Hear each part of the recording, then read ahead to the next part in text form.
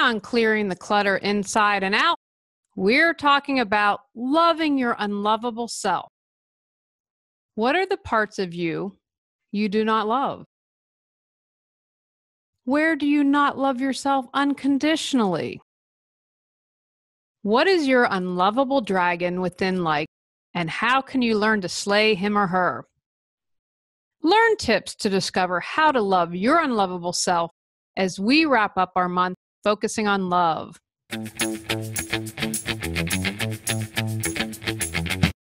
Are you ready to clear your clutter and share your gifts with the world?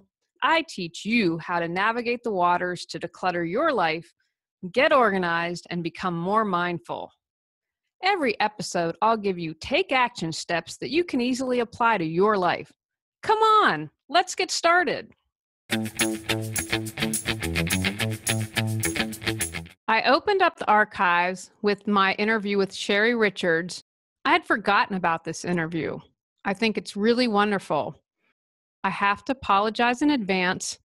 From the original recording, there's a slight buzz. I know some people have criticized the podcast. I have okay sound. I do a professional mic. And for those of you with eagle ears, it might be a little bit frustrating. I tried a bunch of different ways to take it out, but I really believe the interview is worth listening to, and I hope you do it. In this interview, Sherry talks about loving your unlovable self and her book, Dancing with Your Dragon. I read the book and found it really beneficial. Enjoy! Sherry Richards is an author, speaker, and hypnotherapist with a background in communication and performing arts. In addition to her part-time work as a filmmaker and musician, she spent 30 years in radio and television as a journalist and talk show host. During those years, she spent her free time studying metaphysics, astrology, and spirituality as tools for self-discovery, an effort that would become the foundation for her current work. Sherry makes her home in Sedona, Arizona, with her husband Jerry and their canine companion Muzzy, who always makes them laugh. Welcome, Sherry. Hey, Julie. Thank you. Well, we're thrilled to have you here. So, your book is Dancing with the Dragon. Can you define the dragon for us? What exactly are you talking about when you say dragon? What I'm talking about is the rejected, unclaimed, judged, disowned, denied parts of ourselves. And sometimes that might be a part that you think of as bad. Sometimes it can even be something that's actually good that you have, that you're denying that you have. Like maybe you don't think you're pretty and you project it out on other people and you say, oh, they're really pretty and I want to be like them, but oh, I'm not. Or maybe they're really talented and I'm not. Or they're really smart and I'm not. Whatever it is that you judge and you disown, I call that the dragon. Now, I want you to briefly talk about, I've read your book. Can we do a shot of her book? Hold on, okay. I want everyone to see this. I read your book. I'd love for you to talk briefly about your story because it's very interesting. When I think, oh, you know, I could handle a lot of things. And when reading your book, I was like, wow. Wow. So briefly tell people what I've never heard of anything like this. And the fact that you went through something that extraordinary and are here now. So just tell us a little bit about that. I will. When I was 19 years old, my mother ended up having me committed to a mental hospital. And then while I was there, she got involved with my 20-year-old boyfriend. And so when I got out of this hospital, she and he were together in a relationship. They had shipped my siblings off to other parts of the country. And so the first thing that happened is I ended up getting in a car with the two of them while they were in the front seat, cooing and loveboarding and just having all this good stuff with each other. And I was in the seat behind them going, oh my God, what's happening? And it was just the most horrendous, awful, traumatizing experience I could ever imagine. My mother later, this relationship lasted a couple of years, her and the guy, and then he disappeared and she went off to India and became a spiritual teacher. And many years down the road, she ended up in Sedona where I was living, started a mystery school. And in her mystery school, I spent 10 years and learned a lot of techniques that helped me heal this pain that was actually the result of my experience with her in my younger years as a teenager, and was quite profound. I believe this was all a setup. I believe that I came here to have that experience. I came here to go through that process with her because what it forced me to do is it forced me to go in. She never took responsibility or ever apologized or did anything regarding this situation with me. She never wanted to deal with my anger. She didn't want to come in contact with that energy at all. But that energy was living inside of me. And I had to do something with it. I had to find a way to heal it. And so that meant I had to go and journey down to that hurt part of myself and find a way to hold her and love her and let her know that she was beautiful and, heal from that whole experience. Now, most people would be bitter about that their entire lives. But I would call that you were able to dance with your dragon. So can you tell us, how do we dance with our own dragons and develop that awareness? What can people do? Well, the first thing to do is to be aware that you have it. I mean, some people are walking around with bitterness and anger and hatred and a lot of things that go at a deeper level, and they're not even really aware.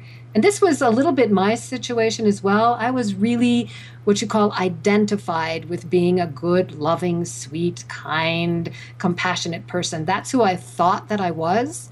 And those were the thoughts that were most available to my conscious mind. But when I started to become aware at a deeper level, I noticed, whoa, there's parts of me that are hateful, and there's parts of me that are judging, and there's parts of me that are nasty. And so it might be reversed for other people. Maybe they know the nasty parts of themselves and they're not aware of the fact that they have a kind, compassionate, loving soul that's always available for them. But the piece that is the most important in my work is to just be aware. Just notice what's really going on and let yourself be honest about what's really happening inside of you. A lot of my work is about unconditional love. And you hear about that? Well, I was going to say, I've talked a lot about not judging, like not judging your anger. And you mentioned that. We so many times decide this is good and this is bad.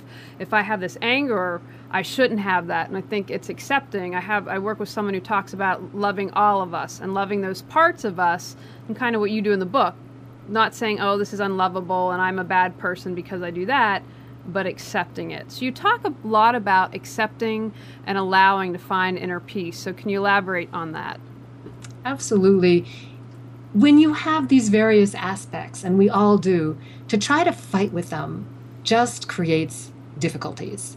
I liken it in my book to a partner dance. Everybody's into Dancing with the Stars these days, and partner dancing is this really hot thing. And it was actually one of my favorite sports as a young person, and still I love partner dancing, so I know a lot about it.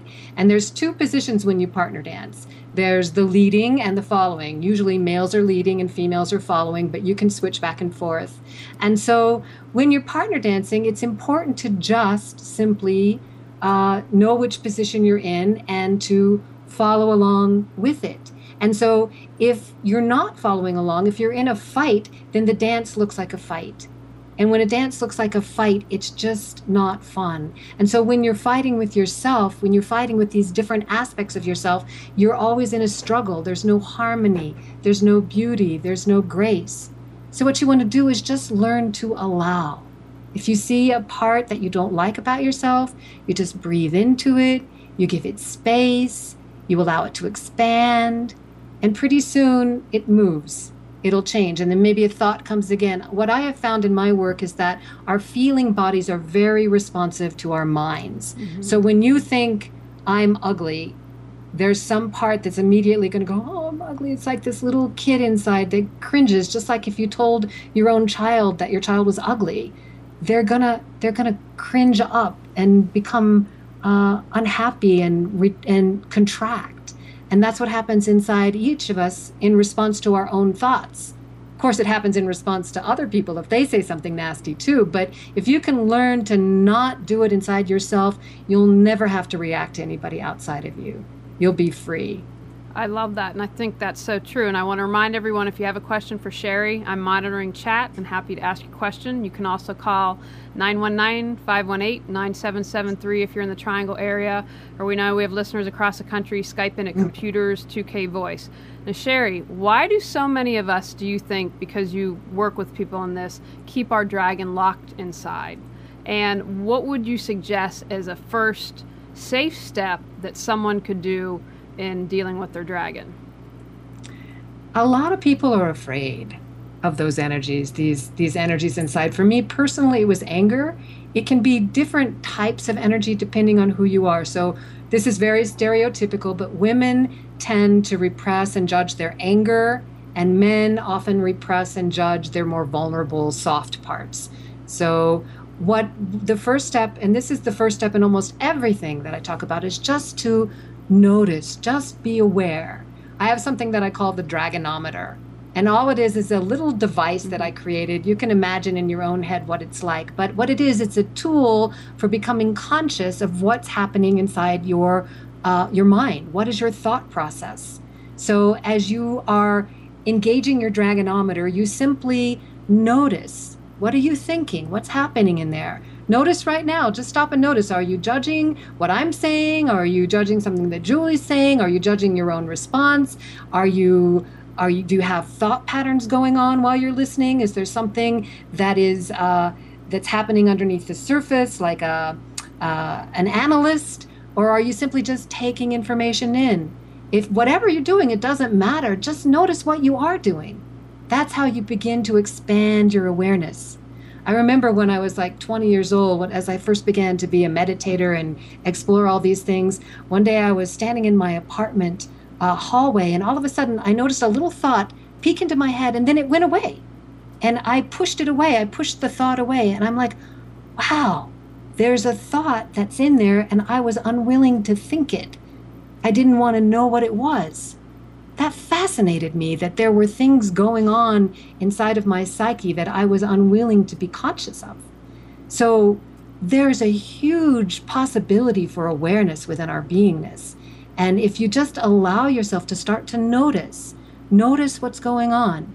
Now, I also have a tool that is in my book that I call the emotional alarm clock, and it's very much connected with the dragonometer, which I'll get back to a little bit in a minute.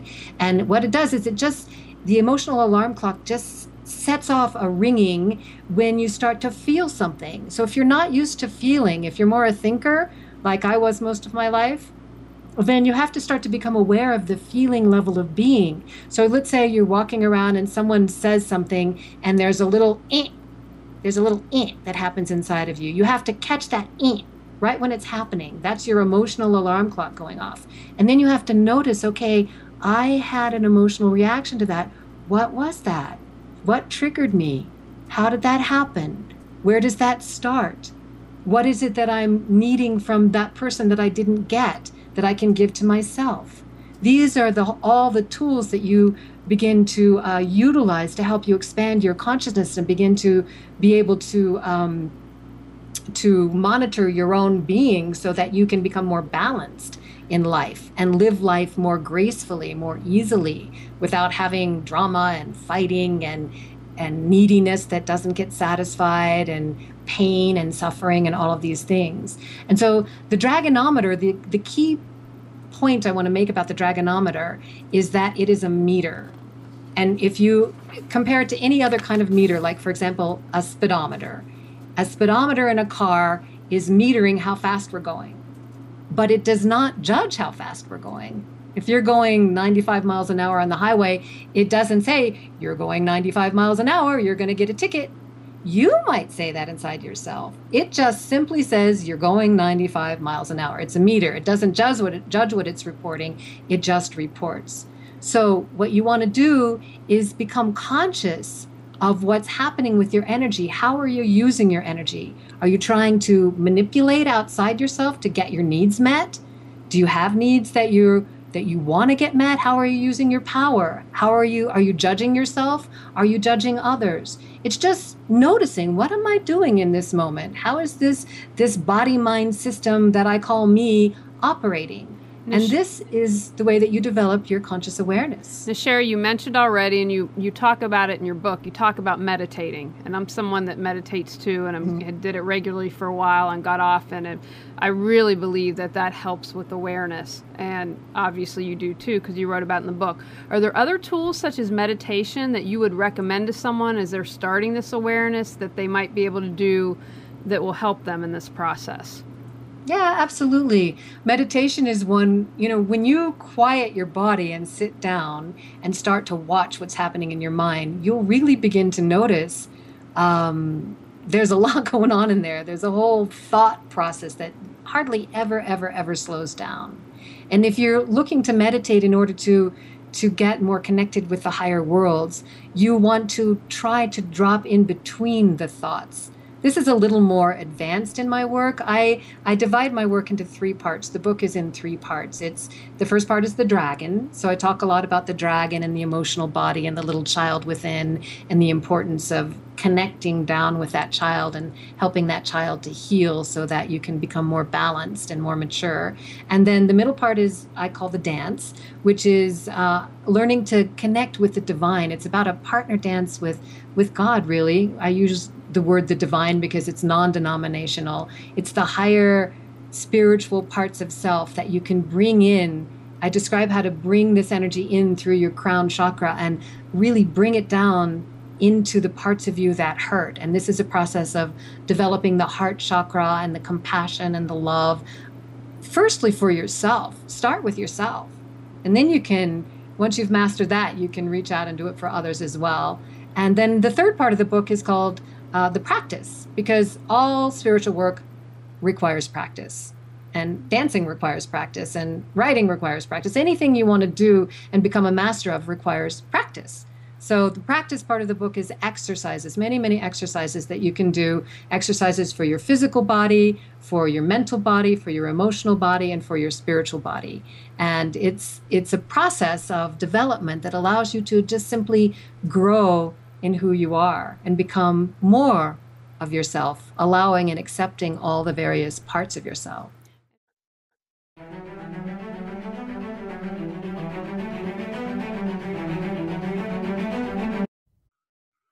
Are you anxious? Do you feel exhausted?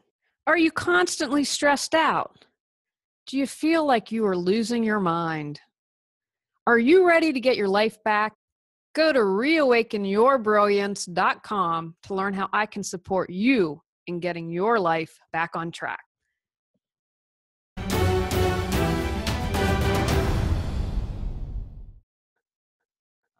And what I appreciated most, because I did read the book, is they were practical things. You know, you don't have to go off to Tibet and meditate for a year. You know, that's great if you can do that, but most of us live crazy busy lives, and that's not an option. But these are things that people can do in the morning, in the afternoon. They have a 15-minute break, so they're easily accessible. And I'd love for you now to talk a little bit about archetypes and how they relate to pain. Well, archetypes are kind of an interesting thing to understand. Archetypes are simply expressions of energy that are almost one-dimensional. So, for example, you could break down archetypes into, there's a teacher. Now, if you have a teacher as a person, she's a whole person, and she or he has many, many different qualities woven together. But the teacher archetype is one who wants to impart knowledge. So that is a teacher archetype. If you have a clown archetype, that's just somebody who's being funny all the time. If you have a child archetype, that's simply the child part of us that is in the moment, present, alive. Would be a playful child, or a wounded child would be the part of us that's hurt and in pain. So it's a one-dimensional type of an expression. And you can see it with actors too. Sometimes actors are cast one-dimensionally. They're always playing like Marilyn Monroe pretty much played the sex pot. That was her archetype, that she embodied, this sexual divine goddess. You didn't see her playing a schoolmarm. It wasn't part of what she was able to access. A really amazing actress can, like Meryl Streep, can do anything. She transforms in front of your eyes. So that's an understanding of archetypes. Now, what happens is, if you get identified with being a particular archetype, like you feel like you always have to be the clown, for example, and because maybe when you were young, you got a lot of attention for being the clown, and people laughed and you felt loved, and so now you feel like you always have to be that, that can cause pain. That can cause you to suffer. So what's important is to be able to let go of attachment to any of these different parts and allow other parts of the self to come forward, so that you can be free in your expression, and just to become aware if you are attached to a certain archetype. Another way it could cause pain is if you are attracted to a certain archetype outside of yourself, and you're only willing to be with that particular person or a person who expresses that particular character, sometimes that works great, but sometimes maybe that's not the type of person you're meant to have in this lifetime. Maybe that's what you're meant to be with in your inner world, that type of archetype, but not in your outer world. And I'm a hypnotherapist as well. And one of the types of sessions that I offer is a session called Meeting Your Inner Mate, where you basically go on a journey in your inner world and you're able to contact the mate within you, the one who knows exactly what you need, exactly when you need it, looks exactly how you want them to look, carries all of those things that we tend to project on an outer mate who rarely, if ever, can live up to it, and then problems start to happen. But by developing a relationship with this inner mate, then you become integrated and connected and whole and are able to then move in harmony with your outer mate in a much, much easier fashion, and perhaps even attract somebody way different than you might have ever thought you were attracted to in the past. Did I answer your question fully about the pain in the archetypes, Julie? You did. And we actually have a question for you on chat. And I want to remind everyone, chat in a question, or you can call 919-518-9773 or Skype us at Computers2K Voice. Red High Heels says, my self-esteem is related to what I can get from men. Is that wrong? And then I'm trying to ask for clarification. They said it's so easy with the question mark. So I don't understand that. But can you address Red High Heels? Probably, even guessing from your name, I would guess that you have the archetype of, Marilyn, that you carry this sexuality and you have that particular power. I would call that a power because I translate archetypes to power. And so you're easily able to use that to attract energy. It's not that it's wrong, but it will disempower you in the end because you become dependent on them in the outer world to get it. And you can get it right now, but what would happen, God forbid, if you had some accident and something got disfigured, or as you get older, as we all do, you become then dependent on something from the outer world that can cause you a lot of pain and suffering if you don't get it. So what you really want to do is know you have that power, yay you, and then just be able to stand in it, but to find a way to get your needs met, the need for attention, the need for love, the need for self-acceptance and self-esteem. That's an energetic that you can actually learn to draw in from your higher self or from this inner mate process if you connect with an inner mate in your inner world, and learn to be able to give that little girl inside, because bottom line, it's a little girl inside that needs to know that she's loved, to help her understand that from the inside. And then you're still going to have your sexuality and your beauty, and men will still be attracted to you, but it won't be the little girl dragon part of you manipulating or using that in order to feel good. It will be simply a gift or a power that you carry, that you radiate into the world and that other people can appreciate, but not something that you need in order to feel good about yourself. Does that make sense? We'll see. Red High Heels, let us know. But you brought up an interesting point that I'd like you to expand on. Why do you think so many of us look outside of ourselves for value and define who we are? Why do you think that happens? I think we're brought up that way in a way. We're used to, as young people, we're used to looking toward our parents. Did we do that right? Are we acceptable? We look to our peers. We look to society. And it's just, we kind of the way that I explain it, and I talk about this some in my book, we have needs. We're material beings, and as material beings, we have needs. We have needs for food, we have needs for love, we have needs for respect, we have all these different needs. And so when you really want to become an empowered person, to become an individual, the only way you can become a unique being is to not fear that you'll lose what you need from the outer world if you don't conform. So in other words, you have to be able to trust that you can empower yourself, receive your guidance from the divine, and trust what that guidance is, and stand up and say no if something's not right, or have the courage to express something totally unique and different in the way that you dress, or the way you present yourself, or what you say, something that comes from you, something that's a self-expression. And what I find, if you do that and you do it from a place of heart, you do it from a place of caring about yourself and about the other, you're going to create a harmonious vibrant, amazing kind of way to move through life that will be really, really exciting. But if there's a fear that if I don't conform or if I don't get the approval, that then I'm going to lose this thing that I so greatly desire from the outer world, that fear can cause so much suffering because you cannot control somebody out there. And this was a huge problem for me. That's one of the reasons I wrote the book, to just bring in astrology just briefly. I'm an astrologer also. I have a Capricorn moon, and anyone with Capricorn in their chart or heavy Saturn in their chart is likely to have this really strong, this need for approval from the outside. And often you don't even see the approval that you get. You want the approval from the person that doesn't see you, right? The one that doesn't give you the approval. So it's like, oh, if only that person approved of me. If only the New York Times reviewed my book and said it was great, then I could be happy, right? And that is this terrible trap because they may never. And so now the New York Times or that guy down the street or your dad or whoever it is has the power for you to suffer your whole life waiting for them to say you're okay. You're okay right now.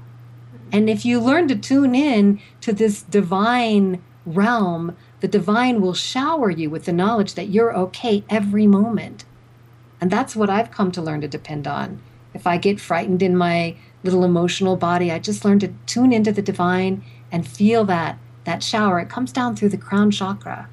And it's just like, yeah, everything's beautiful right now. Everything is lovely. It always is okay. Even whatever's going on out there, all the tragedies, all the problems with money, all the love things, in the moment, there's still this connection with the divine that brings this amazing, lovely, juicy, yummy, wonderful love energy. And it's always there 24/7. It never goes away. We go away, but it doesn't. I want you to talk about now about negatively judging power, because I'd say especially in our country right now, a lot of people are understandably so pissed off, at the powers that be. So I want you to talk about that and also the natural flow of power, because you touched about that in your book.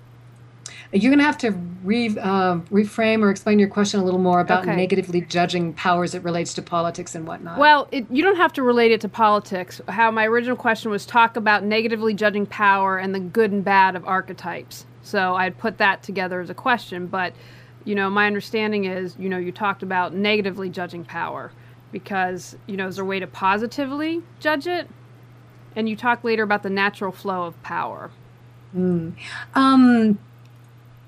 Power is just power. So power is neither good nor bad. And the way I like to use an example for that is to talk about electricity. So let's say you go and you flip on your light switch and your light comes on and you have electricity, you turn on your computer. Wow, that is really great. That's a wonderful, wonderful power. But now let's say you have a short in your electrical wiring in your house and your house burns down. Wow, that's really a terrible power, electricity. The power itself was neither good nor bad. It's just electricity. It's how we use it that determines its helpfulness or its harmfulness in the world. So power, I often define power. If you have a lot of power, it usually means you have something that other people want.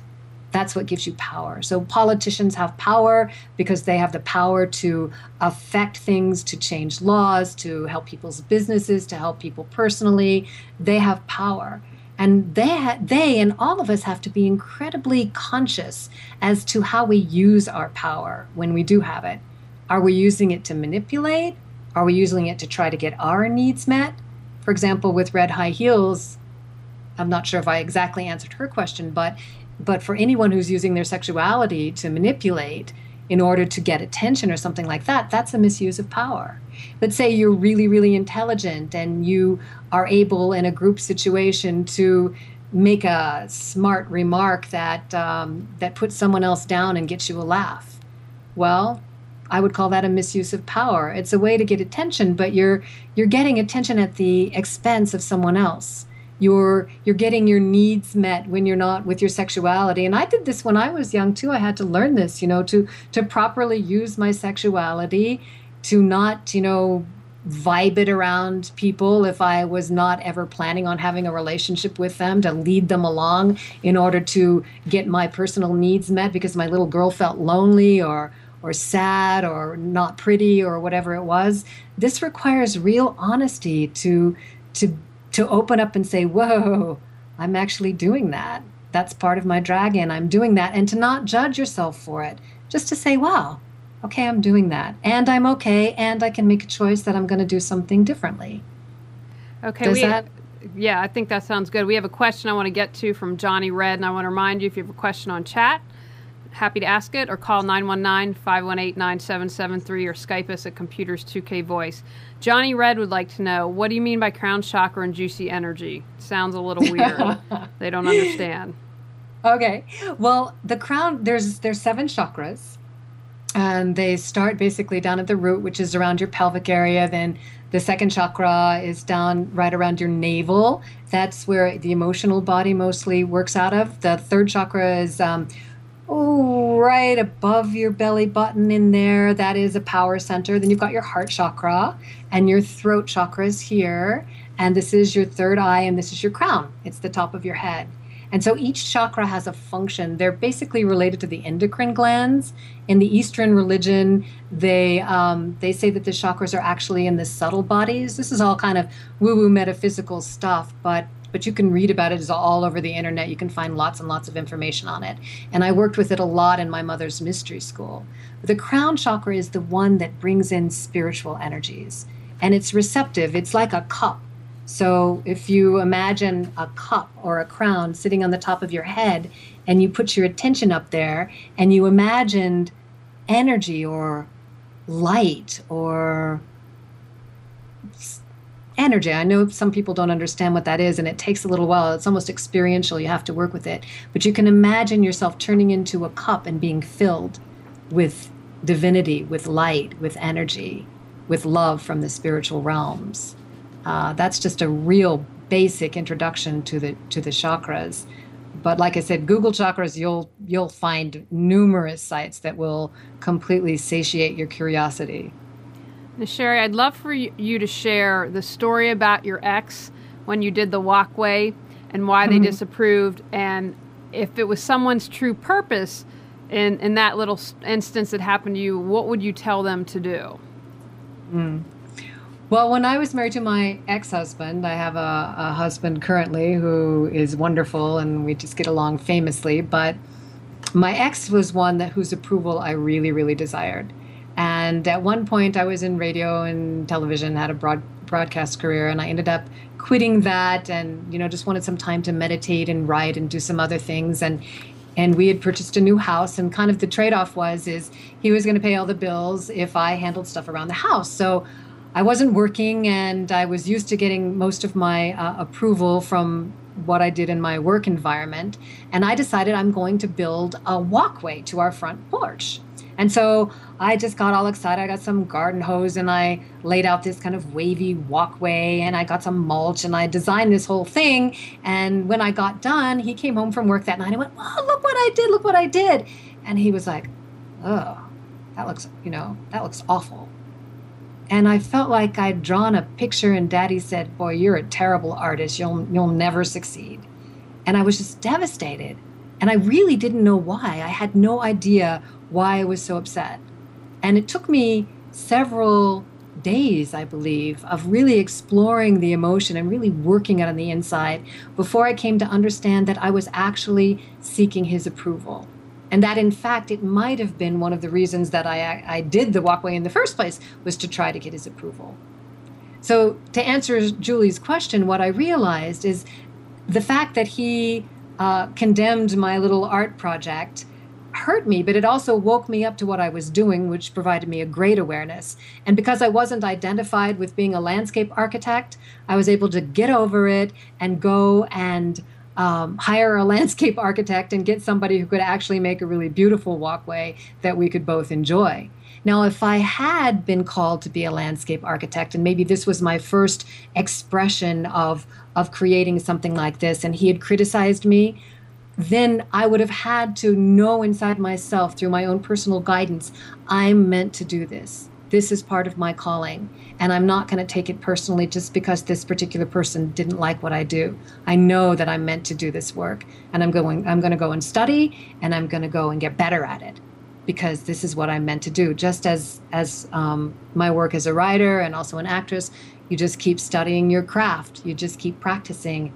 You keep practicing until you get better. And if you're developing spiritual tools, same thing. You keep practicing. You notice that you're manipulating out there. Then it's like, oh, well, I just did it again. Okay, forgive yourself. And you just move into the next moment. Instantly forgive yourself and move into the next moment. That's how you keep moving forward without having to beat yourself up when you make a mistake or punish yourself or, oh my God, I was so stupid, or I did that wrong. You take a deep breath, you let that go, and now it's the next moment. I can really appreciate this, because I feel this is my calling. And like, it took me long enough to get here, and looking back on my life, I see how everything fits together and it all makes sense. But some people are like, oh, what? You haven't had formal training, blah, blah, blah. I'm like, you know, and ignore that and be like, okay, I just have to trust the process and know, okay, this is what you're meant to do, and it'll, you know, divine timing, blah, blah, blah, but keep your nose to the grindstone and keep doing it. Absolutely. I would love for you to talk about freedom from identification. That's a good one. This word identification, that was one of my mother's favorites. Remember, she became quite a well-respected spiritual teacher after she, you know, did the thing with my boyfriend early on. She left and she went to India. She was with a enlightened master for many years. And then when he left the body, he left his reign of power to 21 people, and she was one of them. And then she came to Sedona and started this mystery school. And one of her favorite things to say to me all the time was, you're identified. You're identified. I'd be crying. I was having boyfriend troubles, and I was like, oh, he was so bad to me, did this and did that, well, and I'm crying. And she's like, you're identified. And I couldn't understand what she was talking about. And it took me a while, but as I kept playing with it, I finally noticed, okay, there's a part of me that's crying, and then there's another part of me that can see me crying, but isn't crying. So the part, when you're identified with something, you're so caught up in it that you can't see that there's any other perspective.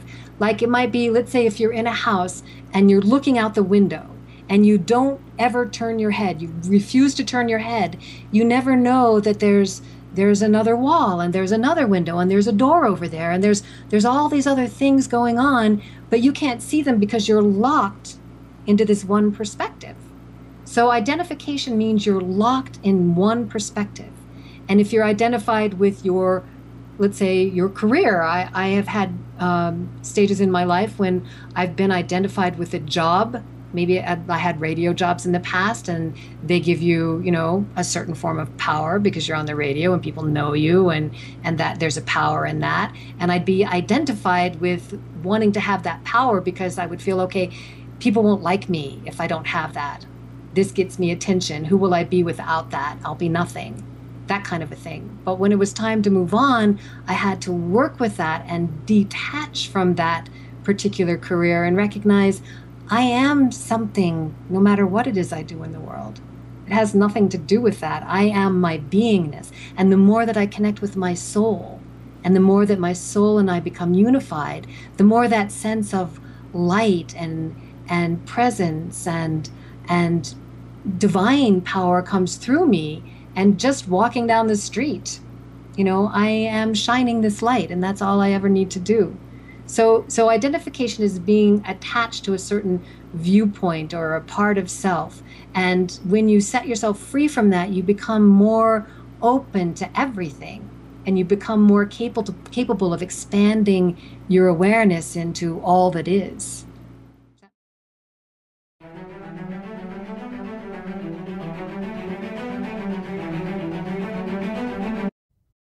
Are you tired of losing money because you aren't organized? Do you show up late because you can't find your keys to quickly get out of the house? Are you living life overwhelmed because you can't easily find what you need when you need it? Would you like to have peace of mind? Go to reawakenyourbrilliance.com to learn how I can support you.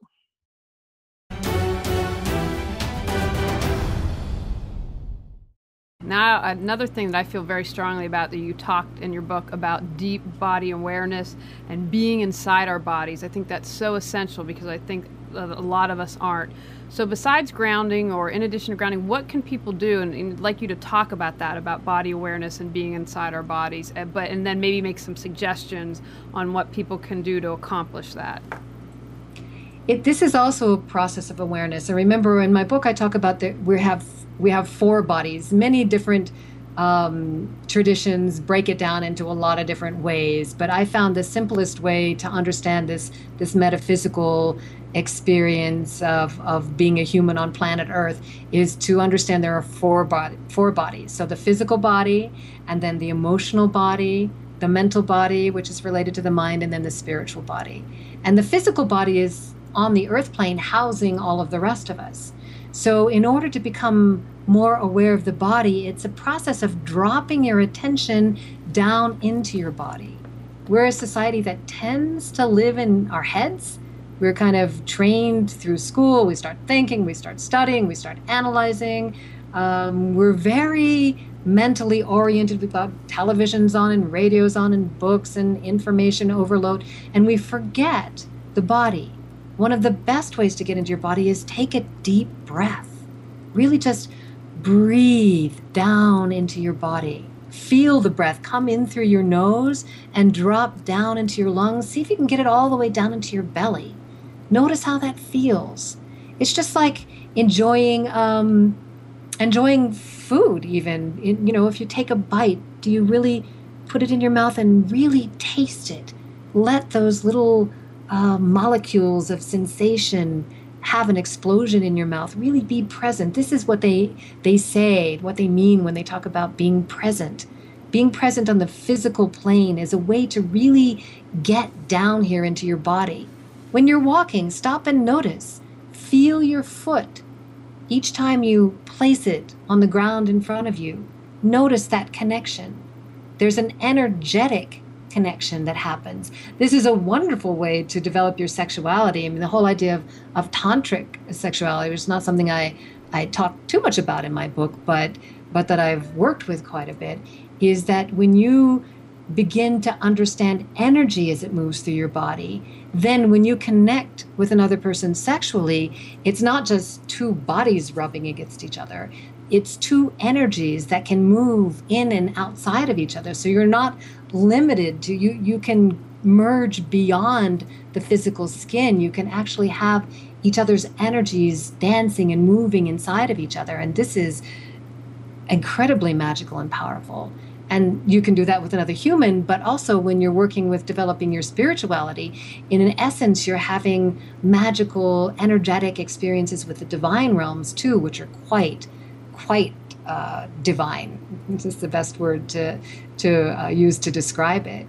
And so when you're washing the dishes, for example, or doing anything that doesn't require you to use your mind and to focus your mind, do the thing that you can do on automatic, like wash the dishes, and drop your attention in. Notice, am I tightening my rear end muscles?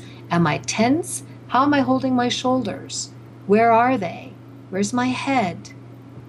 What's happening with my hands? Are my feet tight?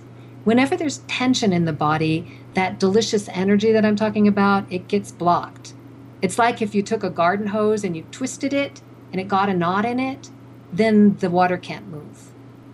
And energy moving through your body works just the same. Every place that there's tension, the energy gets blocked. So you practice relaxing. Relaxing and meditation are almost synonymous with one another. The first thing that you do when you meditate is you go through, or at least in my teaching of meditation, is you go through and you relax every part of your body, starting with your feet, moving on up. And as the body relaxes, the emotions relax, the mind relaxes, and the awareness expands. So just the first step to developing body awareness is to just try it. Do it. Take the time to explore what's going on down there, what's happening down there. We have a couple. Go ahead. One of the metaphors I use in my book is the metaphor of an apartment building. And so if you just imagine that your body is an apartment building and your Your thoughts are the male tenants, and your feelings are the female tenants. And then your conscious awareness is like the superintendent. And it's the superintendent's job to get in the elevator, which runs right down through the center of your body. This is actually a channel that they teach in the Kabbalah. We'll just call it the central channel down the center of your body. The superintendent gets in there and he pushes the elevator button down, and he just goes down. You just imagine yourself taking an elevator down inside your body, and then he gets off on all the different floors and he just looks around. Oh, what's going on down there in my heart? What's going on down there in my belly? Oh, there's a little wiggly, woo, that feels weird. Oh, my butt muscles are all tight. Wow, I can feel my thighs are clenched. Ooh, and then you just say, thighs relax. And if you ask your thighs to relax, they will. It's quite amazing. If you practice relaxation, if you just invite your fingers to relax, they'll relax. Invite your toes to relax, they'll relax. And you just have to practice this. And the more you practice it, the better you get at it. And then pretty soon you can just be walking in the world and notice, oh, I'm a little bit tense.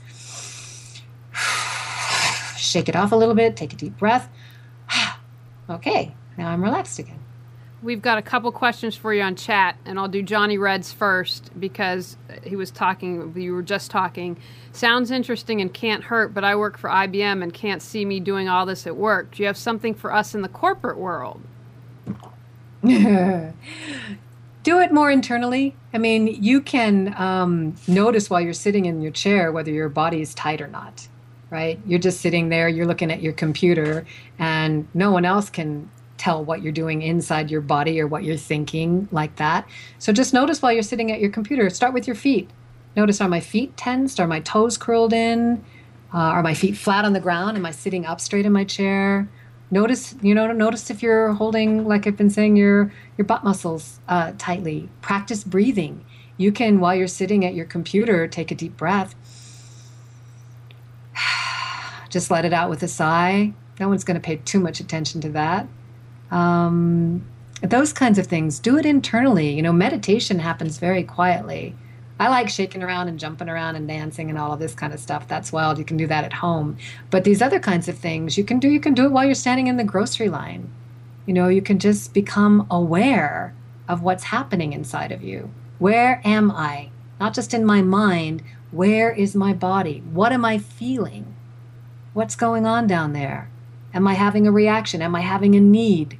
Am I doing this report and all the while that I'm doing it thinking, okay, I want my boss to really give me a raise. I want my boss to tell me how great it is. I really need my boss to tell me how wonderful it is. And then you finish the report and the boss doesn't notice it. They just take it and pass it on to whoever it needs to go. They don't say thank you. They don't say you did a great job. They don't give you anything and you're devastated by it. That's something that needs to be addressed then because you're giving your power to the boss.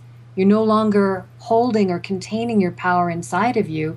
You've given all of your ability to feel good out there to this person. And if they don't recognize you, you're deflated. And that is a real uncomfortable place to be. It's so disempowering. So the more you can learn to just say to yourself, wow, I did a really great report. And if the boss likes it, great. And if he doesn't say anything, you know what? I'm really proud of myself that I did this great report. And I know it's great. And you do know when you do something good, chances are you know it yourself. And you can tell your little kid inside, hey, little Sherry, you did really good, and pat her on the head because that's what she wants.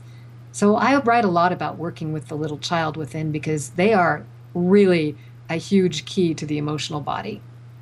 All right, when they're happy, we're happy. All right, excellent. We have another follow-up question from Warrior Spirit when you were talking about identification. They asked, don't we need to identify with something, some type of identification, businessman, father, mother, doctor, etc.? You have a thought on that? I do. Well, it's really interesting. Those are all roles. And as long as you know it's a role and you know you're playing the role, you're cool. Yes, we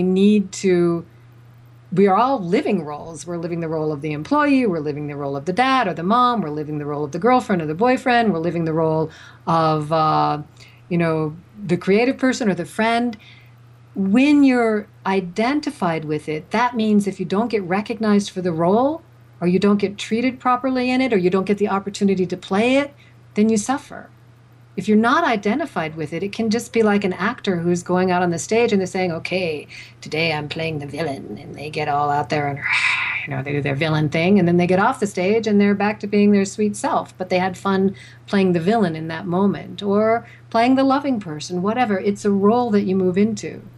And when you're studying esoteric teachings or Eastern teachings, they're teaching you to disidentify with everything so that you can find God. And that's the whole point of the disidentification, because when you're not identified, then you're open to become everything and to feel everything and to experience everything.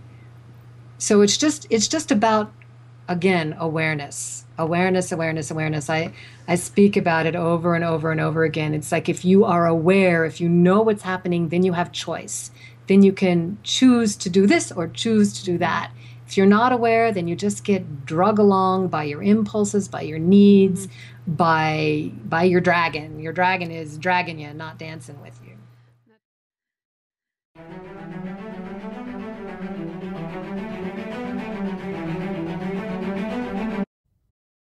Do you keep saying someday you'll declutter? Someday you'll get organized, or someday you'll pursue your dreams, but someday hasn't come? Learn how I can support you in creating the life you desire at reawakenyourbrilliance.com.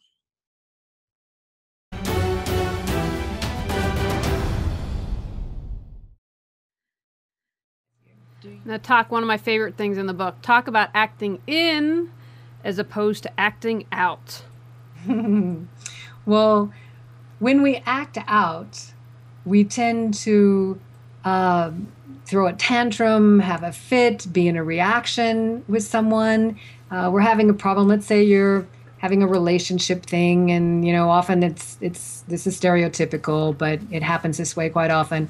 Woman wants more attention, and the partner, the boyfriend or the husband or whatever is like watching TV or doing the sports thing or whatever, and she's not getting her needs met. And so she calls a big meeting, and she, lays down the line, and I need this and I need that and I need this and I need that. And then he gets defensive and he pulls in and he doesn't want to talk about it. And then they're sitting there and they're both mad. And then maybe someone slams the door and walks out.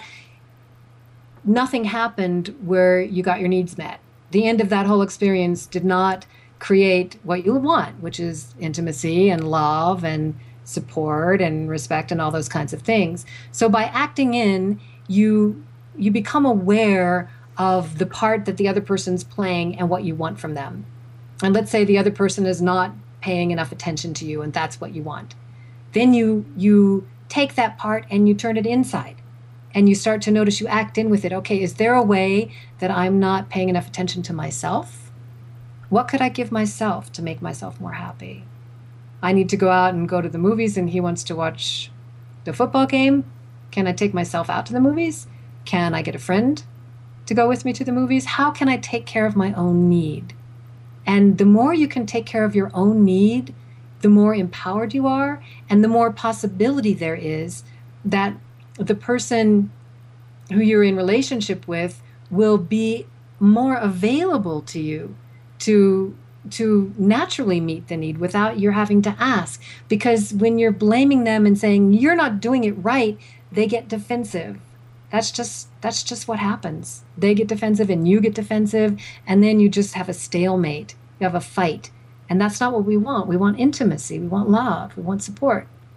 So that's what acting in is all about. It's about taking responsibility for your own reaction. Don't try to play it out with the other person outside. Stop, leave the room, notice the reaction you're having. Notice if there's a way that you can fulfill whatever that part wants inside yourself. Take a deep breath. And then when you come back into a state of balance and you're no longer in a reaction, if you want to have a discussion, if you want to say, look, it would make me really, really happy if you went to the movies with me once a week. Do you think you could go to the movies with me once a week? And say, well, I'll think about it. And you say, okay, cool. And then next thing you know, you guys are doing something fun with each other. Let's eat dinner. Okay. Then you can connect and come back to the moment and not still be in, well, he will never go to the movies with me and he won't do that and she won't do this. And then you're in a fight when there's a possibility of you guys actually being together and having fun. You're there with each other. You want to have fun with each other. You want to be in love with each other. It's just your minds and holding on to these old things that makes you not be able to be in the love and have the experience. And this does work. I totally changed my relationships with people by learning to take care of my own needs inside. So much more freedom and so much more love and so much more possibility in my life than I used to have. So I'm not talking from book learning. I'm talking from life experience. You practice these things and you will grow. I think that's a fantastic example and one that I'm sure many of us can relate to. Talk about the magic mirror and how that can help us with self-growth and development. So the magic mirror is a wonderful tool. I had another friend who I was talking with about the magic mirror, and he said, "Oh, I call that if you spot it, you got it." And I thought that was a really great way of putting it as well. But what it means is that when you're looking out into the world and you see something out there that you don't like and you can't tolerate, chances are that means you have it and you can't tolerate it in yourself. So, for example, let's say you're looking out in the world and you see somebody that's arrogant. And when you see that arrogant person, it just goes, oh, you say, I can't stand them. They're so arrogant. Oh, they just disgust me. And you have that kind of reaction. That means that somewhere inside of you is this arrogant part. Now, maybe you're not acting out on it. Maybe you've got it really buried, but maybe it wants to brag about itself, or maybe it does. What the magic mirror means is that if you have that reaction, that means you're intolerant of that energy. Because someone else can look out in the world and say, oh, look at that person, they're arrogant. And you see what it is. Oh, look at that, there's a robin, there's a duck, that's a car driving down the street. It's not like, oh, that's a car driving, oh, there's a duck, oh, there's a robin. It's just an acceptance of there that thing is. If there's an to it, that means that you're intolerant of that thing inside of you. So what you do, the magic mirror, the exercise that I've devised to help you work the magic mirror in the world is simply this. Notice the thing that you're reacting to outside of yourself. Notice the person. And then just give them a description in like 3 words. Let's say arrogant, hooligan. We'll say those two words. We're going to describe this particular person we've been talking about. And then you just close your eyes and you scan your body. And what I mean by that is you just notice inside, and you look for arrogant hooligan inside yourself, arrogant hooligan. And you just keep feeling up and down until you just find a place that kind of goes ding, ding, ding, ding, ding. That's kind of where that particular energy may live inside of you. Maybe you notice it more in your head, maybe it's in your belly, wherever you notice it. And then the only thing you do once you find it is you just let it be. You just allow it to be exactly as it is. You breathe into it. You accept it. And when you can accept it in yourself, you'll find you can accept it in the other out there as well. They may still be arrogant, but it's not going to bother you anymore. Or maybe you have a mean boss that's criticizing you all the time.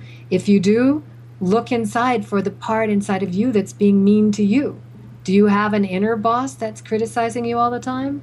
And as soon as you recognize that, allow it. Not identify with it, not encourage it, just allow it. Give it space. It'll start to transform, and then you'll notice things in the outer world will change. Maybe the mean boss will disappear, or you just won't be bothered by the boss anymore, or you'll get a new job, or he'll get a new job, or you see the arrogant person and you just go, oh, so-and-so's being really arrogant. Isn't that funny? That happened with me, and the boss left.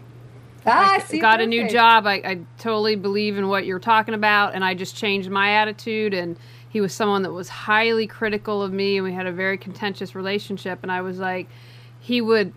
I was a writer, and so he would red pen everything, and I'd be steaming mad, and then I'd be like, oh, hey, fantastic, great, thanks for the feedback, and I completely switched how I was. And I kid you not, like a week later, he announced he was leaving and got a new job. So that's very good manifestation. I wish that other things would happen a little more quickly. That was a rarity. But we've got a question for you related to this from Warrior Spirit. And I think there's time you use the example of arrogance. Do you think you could have had it in a past life, or does it apply only to this lifetime?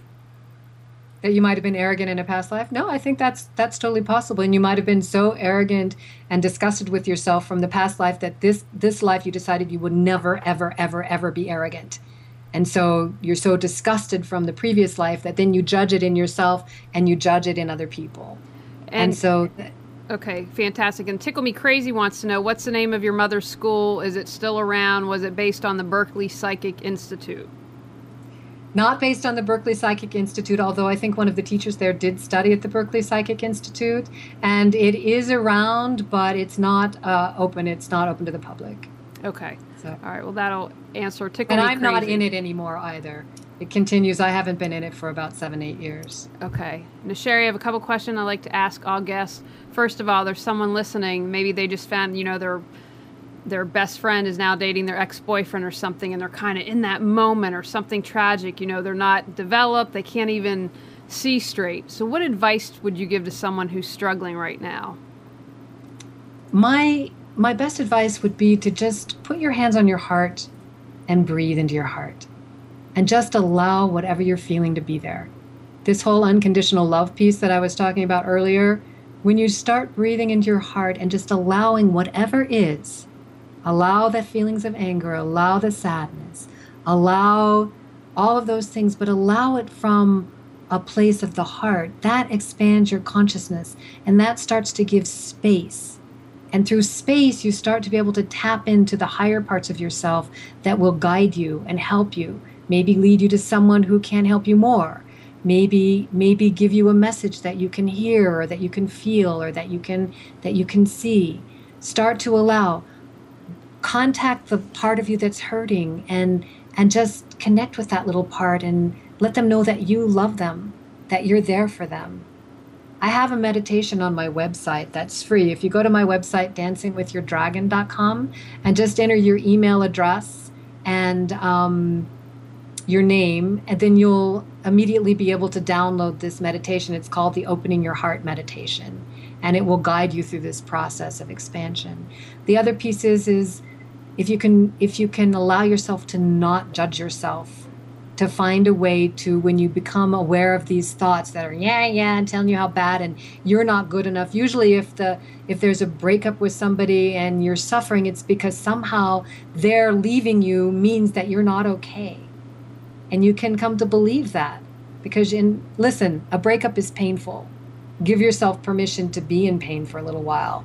I would say that if you just went, oh yeah, I broke up with them and I don't feel anything, I'm detached and enlightened and I can just move on, I would say chances are you're in denial.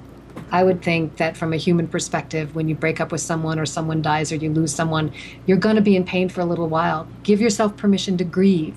But don't get caught in it. Don't just grieve and reinvent the scenes in your mind over and over. Grieve deeply, authentically, loudly, and then try to let it go.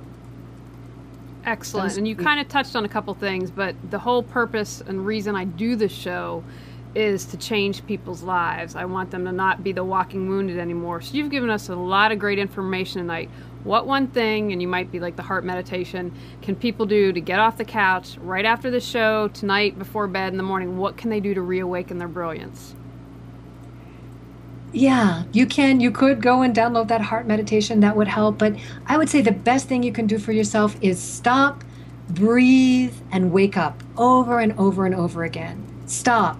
Take a deep breath inside. Where am I? What am I thinking? Where am I focusing my energy? What purpose am I serving in this moment? Breathe deeply inside. Put your hands on your heart. Allow yourself to feel your brilliance and to just notice when you're judging yourself. If you can find a way to stop that. I have a wonderful meditation in my book called Connecting with the Divine Hum, which allows you to start to listen through the auditory channel. Instead of listening to that judge who's telling you how rotten you are, you listen to the hum of the divine, which you can hear in the middle of your head. If you stop and just notice, it's like the sound of silence.